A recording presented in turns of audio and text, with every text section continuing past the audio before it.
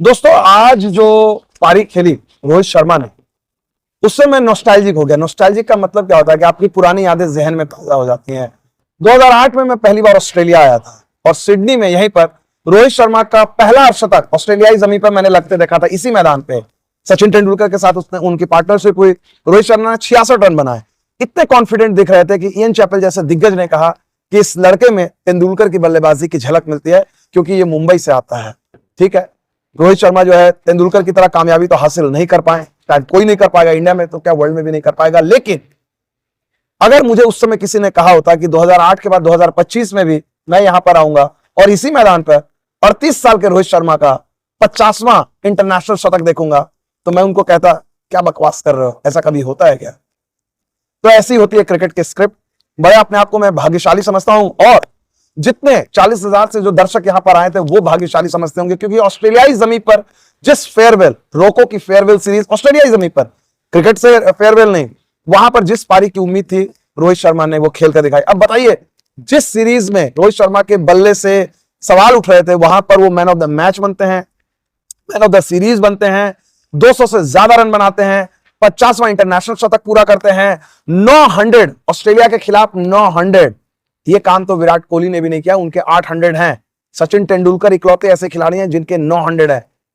Australia के खिलाफ अगर औसत के लिहाज से देखेंगे तो वो रोहित शर्मा है, करीब 60 की उनकी एवरेज है।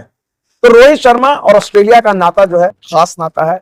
और यही बात है, जब रोहित शर्मा जब प्रेस कॉन्फ्रेंस में तो वो नहीं आए, शुभमन गिल आए थे और रोहित शर्मा ने जब अपनी पारी के बारे में बात की तो उन्होंने कई बातें की। उन्होंने इशारों में शायद बहुत सारी बातें कहने की चेष्टा की जो शायद चयनकर्ता समझेंगे। उन्होंने कहा कि एक युवा टीम है और जब हम लोग 2008 में आए थे तो उस समय हमारे अराउंड सीनियर से उन्होंने गाइड किया, ऑस्ट्रेलिया में खेलना आसान नहीं होता है और उस समय हमें पता है कि हमारे पास थोड़ा बहुत जो एक्सपीरियंस है, हम भी चाहते हैं कि इस युवा टीम को वो जो भी हमने सीखा है वो पास ऑन करें। तो कहीं ना कहीं एक जो है बिना इस बात को कहे हुए कि हाँ हम 2027 के लिए खेलना चाहते हैं, हम तैयार हैं, देखो हमने जवाब दे दिया, ऐसा कुछ नहीं किया। रोहित शर्मा ने ऐसा कुछ नहीं किया। लेकिन अगर मैच खत्म होने के बाद होस्ट ब्रॉडकास्टर के साथ जो उन्होंने बात की उसमें रोहित शर्मा ने साफ दिखाया कि भले उनकी उम्र 38 साल हो गई है लेकिन वो भूख, वो जज्बा, वो तकनीक, वो सब बरकरार है। उन्होंने माना कि लंबे समय के बाद वो खेल रहे थे तो आसान नहीं था। उन्होंने ये भी माना कि ऑस्ट्रेलिया में खेलना कभी भी आसान नहीं होता, लेकिन इसके लिए उन्होंने खास तैयारी की थी।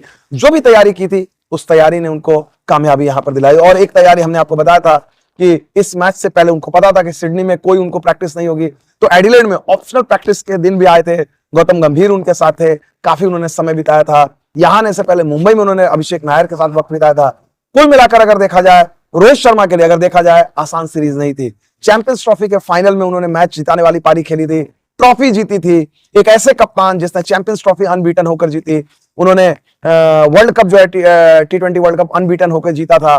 2023 के वर्ल्ड कप में फाइनल लेकर गए थे। एक इंडियन टीम जिसके पास आईसीसी टाइटल का सूखा पड़ गया था, वैसा कप्तान जिसने 8-9 महीने के अंदर में आपको 2 टाइटल जिता दिए, उसके बावजूद चयनकर्ताओं ने उनको कहा कि थैंक यू वेरी मच, आसान नहीं होता है। उन्हें युवा कप्तान शुभमन गिल के अंडर में खेलना पड़ा, जहां जो उनके जिनके वो हीरो हुआ करते थे। लेकिन बड़े खिलाड़ी की निशानी होती है और भारतीय क्रिकेट की परंपरा रही है, चाहे वो राहुल द्रविड़ रहे हो, चाहे वो सचिन तेंदुलकर रहे हो, चाहे वो महेंद्र सिंह धोनी रहे, अगर आप कप्तानी छोड़ते हैं उसके बाद आपको संकोच नहीं होता है, आप अपने से जूनियर खिलाड़ी या प्रतिभाशाली खिलाड़ी जिनको आप लीडर के तौर पे देखते हैं, आप उनका अंडर खेलते हैं। रोहित ने भी वही किया, क्योंकि रोहित उस भारतीय ड्रेसिंग रूम का हिस्सा है पिछले 15-20 साल में, जिसने कई उतार चढ़ाव देखे। लेकिन एक चीज जो कभी नहीं बदली, वो भारतीय क्रिकेट का हित, भारतीय क्रिकेट की तरक्की, भारतीय क्रिकेट की विरासत, भारतीय क्रिकेट की परंपरा। जहां पर आप अपने निजी ईगो को हटाते हो, आप कहते हो कोई बात नहीं, अब मैं मामूली सैनिक ही हूं, देश के लिए मेरा काम जो है वो मैं जरूर करूंगा। इस टीम के लिए आपका काम रहता है run banana.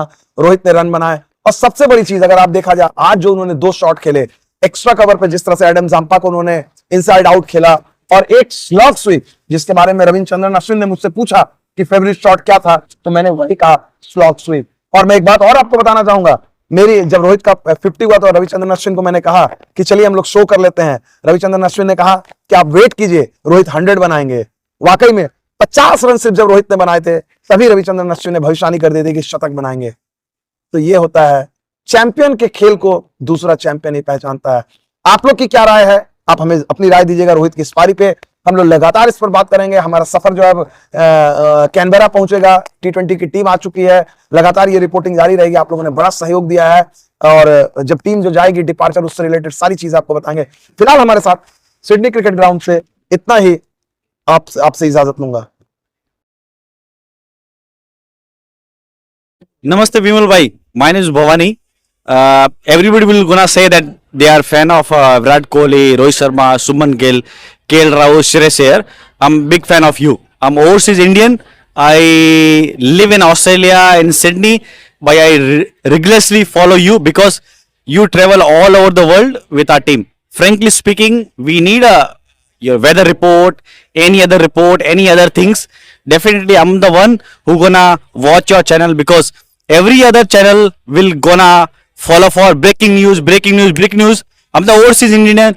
Always gonna follow somebody who's very genuine, very close to the team, and somebody who always gonna give us a correct news. So I'm a big fan of you. I'm not gonna say anything else because everybody is gonna say, I'm fan of those people. I'm a big fan of you. Please keep doing whatever you're doing right now.